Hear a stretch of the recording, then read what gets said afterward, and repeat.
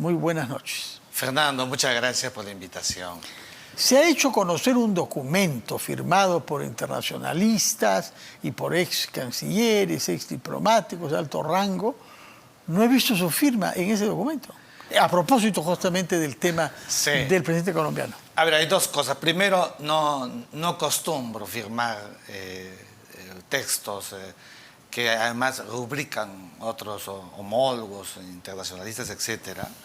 Y lo respeto mucho, pero mi expresión de opinión normalmente es científico-académica unilateral, personal. Y porque a veces conciliar textos que se redactan, no todos vamos a estar de acuerdo. De hecho, ese documento que ha sido firmado por mucha gente respetuosa, respetable, en verdad, habla sobre la cualidad, la calificación de persona non grata del presidente de Colombia. Es una calificación muy política. Y lo que debe importarnos a los peruanos es la otra calificación non grata de la Convención de Viena sobre relaciones diplomáticas, artículo 9, que es la que impacta la relación bilateral entre Perú y Colombia, entre dos estados. La otra, por ejemplo, también la que acaba de formular el Congreso de la República, tiene carácter político. Y entonces, claro, una declaración de non grato, ¿qué hace, Fernando? Congela, no enfría, congela la comunicación. Non grato, tú o yo, se acabó la relación entre Rodríguez Mackey y Fernando Carvalho. ¿Eso queremos para Perú con Colombia, en verdad? Mirando gruesamente y finamente lo que significa una relación bilateral donde hay un conjunto de intereses. No hay que olvidar, Fernando, que las vinculaciones entre estados son eso, de intereses. Hay una relación importante entre Perú y Colombia que, más allá de la circunstancia que hemos ya clarificado, la impertinencia, las declaraciones del presidente Petro, nosotros no podemos liquidar a una relación bilateral que tenemos con Colombia desde hace muchos años. No solamente desde el Tratado Salomón Lozano, el proceso de Leticia, la cosmovisión reciente, los procesos... Hemos tenido guerras, hemos perdido territorio. Yo siempre digo a mis alumnos, para conocer Colombia hay que leer íntegramente, pero de verdad, Fernando, porque algunos miran la carátula y no leen, y ya me he encontrado con algunos casos. Hay que leer las relaciones internacionales de Juan Miguel Bácula y hay que leer las relaciones entre Perú y Colombia también de Juan Miguel Bácula si queremos tener una visión seria de un proceso entre Perú y Colombia. ¿Es el país que más se parece a nosotros? Sí. ¿Costa, sierra y selva? Sí, y qué bueno que lo digas porque normalmente creemos que es Bolivia. No. Con Bolivia tenemos otro tipo de vinculación altiplánica, histórica, cómo no, pero en el formato de la geopolítica histórica, de las vinculaciones que hemos tenido a lo largo de una agenda bilateral republicana y, cómo no, también virreinal, nos parecemos mucho a Colombia. De hecho... Salvo que tiene acceso al Caribe, ¿no? Tiene un componente caribeño que nosotros no. Sí, del seno del virreinato del Perú se hace el virreinato de Nueva Granada, tenemos que decirlo. O sea, del seno, de las entrañas. Y claro, es una relación importante que yo no creo que deba llegar a una declaratoria de persona non grata en el nivel diplomático. Por eso decía ayer, y lo digo ahora, evitemos ese tipo de calificaciones, porque fíjate tú, nuestra diplomacia torretaglina, que puede hacer un buen trabajo, de hecho, tenemos diplomáticos de primer nivel, que hagan un trabajo intermedio, ¿no es cierto?, silencioso o secreto. Si lo hacen bien y ya hubo una declaratoria de persona non grata, ¿cómo vamos a vincular a Dina Boluarte con Gustavo Petro? No hay forma. No hay formato porque están evidentemente con una colisión de una calificación que no resistiría un vaso comunicante. Eso hay que evitarlo. Pero ¿qué hay que hacer frente a una declaración como las que hemos visto que no pueden pasarse por alto? Y en eso coincido con quienes han suscrito el documento. Lo que hay que hacer, Fernando, es retirar al embajador del Perú. Ya se hizo, ¿no? Ya se hizo. Bueno, pero se le llamó en consulta. Sí. Llamar en consulta no es retiro. Yo te digo, retirarlo definitivamente. ¿Qué significa? Me preguntaban en la mañana, ¿vamos a romper relaciones diplomáticas? No, es que eso es lo que en diplomacia tenemos que evitar. Pero tenemos que mostrarle un gesto a Colombia, a Petro. ¿Qué significa ese gesto? Que la relación entre Perú y Colombia se mantiene, Fernando, pero a un nivel menor. Un encargado de negocios. Eso es lo que tenemos ahora. Bueno, esa es la situación de ahora. Pero no se retiró oficialmente a nuestro embajador en Bogotá. Es decir, nosotros tenemos una relación con Colombia en el nivel de un embajador extraordinario que no y está plenipotenciario. presente, que no está presente. Esto, perdóname, y con esto puedo acabar esta parte. Esto es muy importante, Fernando, por una relación de reciprocidad en los niveles de vinculación. En Perú, Colombia, ¿qué tiene? ¿Tiene un embajador plenipotenciario? No, tiene un ministro plenipotenciario, un encargado de negocios. Por allí nada más tú tienes que sacar y concluir que necesitamos tener un aparejo en ese mismo nivel. Y eso tiene que hacerlo la Cancillería, la Presidenta de la República, tomar la decisión. No se van a romper las relaciones diplomáticas con Colombia. Yo aspiro que la vinculación con Petro puede en algún momento mejorar, como no, pueda, quizás estos primeros 200 días de gobierno lo hayan llevado a una elucubración de la vinculación con Perú y luego empiece a sentar y diga, bueno, no me conviene pelearme con los países hermanos, amigos, tengo que gobernar para los intereses de Colombia y empiece a llenarse el camino con esa ventana abierta. Hasta ahora está de peor en peor, ¿no? Sí, lamentablemente. Ahora, ¿cuál es su juego? ¿Cuál es su interés? ¿Por qué un hombre tan astuto políticamente como ha mostrado ser Petro se comporta de esta manera? Qué bueno que digas que es astuto porque uno revisa la historia de Petro y en verdad que ha sido muy astuto para todo su proceso político. Yo creo que él está detrás de ese liderazgo del progresismo, porque no hable de izquierda, ¿no es cierto? Pero es la izquierda, del progresismo latinoamericano.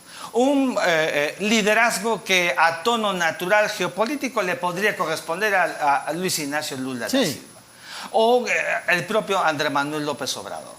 Y hasta pero Andrés Manuel López Obrador tiene otra él viene del PRI en realidad, ¿no? Sí, pero es otro trasfondo de todas maneras, ideológico. pero su discurso ya denota un salto cualitativo a rompió ese con el acto PRI hace 20 años. Contestatario que hay con la visión, digamos, ortodoxa o natural.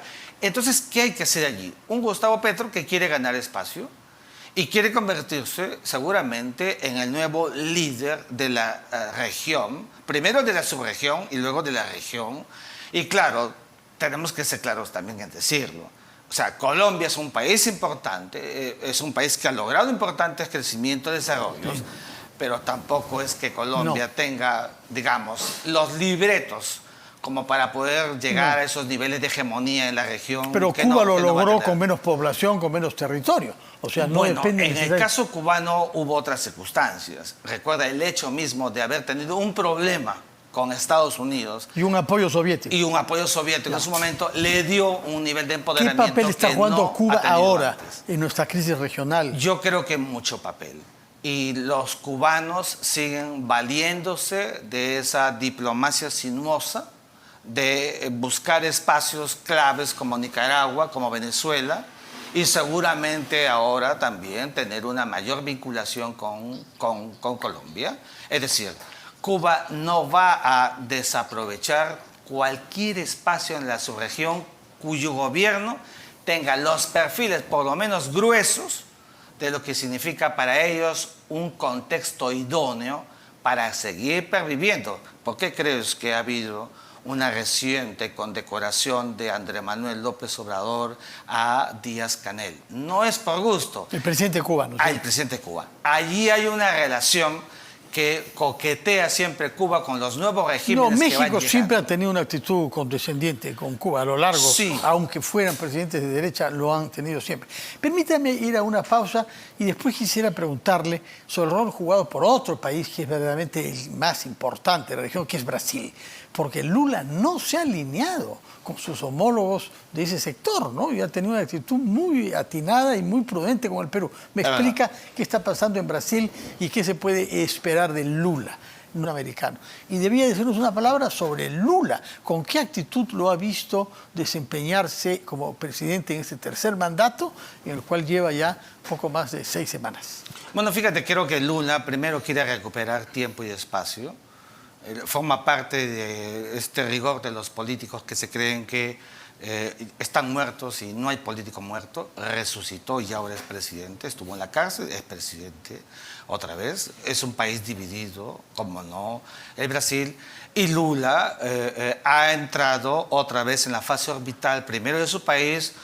Mira, con todo lo que ha pasado, con las presiones de un Jair Bolsonaro, él y sus cuestas que no aceptaban la derrota, el proceso de victimización le ha ido muy bien. Es decir, un Luis Ignacio Lula da Silva que llega democráticamente, por más que esté imputado por casos de corrupción, es presidente de Brasil. Tanto así, mira que la reunión con Joe Biden no es una reunión de la casualidad. Estados Unidos de América jamás hubiera apostado que su jefe de Estado se reúna con un presidente que tuviera imputaciones, sino solamente estas que son en el nivel político.